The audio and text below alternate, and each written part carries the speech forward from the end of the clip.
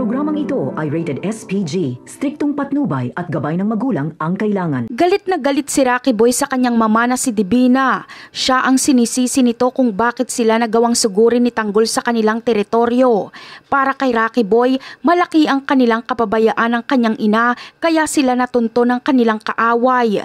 Ang matinding puot na nararamdaman niya ay ibinunto niya kay Divina dahil sa paniniwalang kung naging maingat lang ito ay hindi sana nangyari ang kahihiyan at sakit na kanyang tinamo. Ang pangyayaring ito ang naging mitya ng mas malalim pa niyang plano para makaganti kay Tanggol. Hindi naging biro ang inabot ni Rocky Boy sa kamay ni Tanggol. Isang matinding bugbog ang ibinigay sa kanya na halos ikadurog ng kanyang katawan. Ang kanyang muka ay halos hindi na makilala dahil sa tindi ng mga pasa at sugat na natanggap niya. Ang bawat sakit na naramdaman niya mula sa mga kamao ni Tanggol ay nag-iwan ng malalim na marka. Hindi lang sa kanyang muka, kundi pati na rin sa kanyang pagkatao.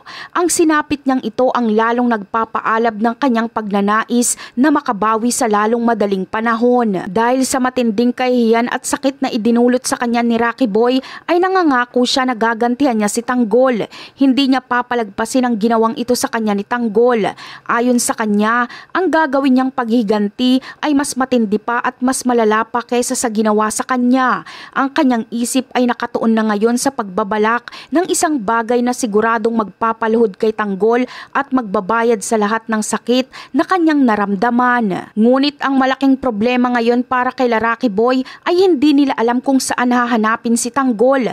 Nawala ito na parang bula matapos ang ginawang pagbubugbog sa kanya. Dahil dito, isang bagong plano ang nabuo sa isip ni Rocky Boy para mapilitang lumabas si Tanggol. Makikipagkasundo siya kay Miguelito para sa isang mapanganib na balak. Ang kasunduan nila ay ang gamitin ng isang taong malapit kay Tanggol para gawing pain. Ang napagkasunduan ni Rocky Boy at Miguelito ay ang pagkuha kay Santino. Si Santino ang gagawing bihag para kusang lumapit sa kanila si Tanggol at sa oras na mahawakan na nila si Santino ay tatawagan agad ni Rocky Boy si Tanggol para ipaalam na nasa kanya ang kapatid nito.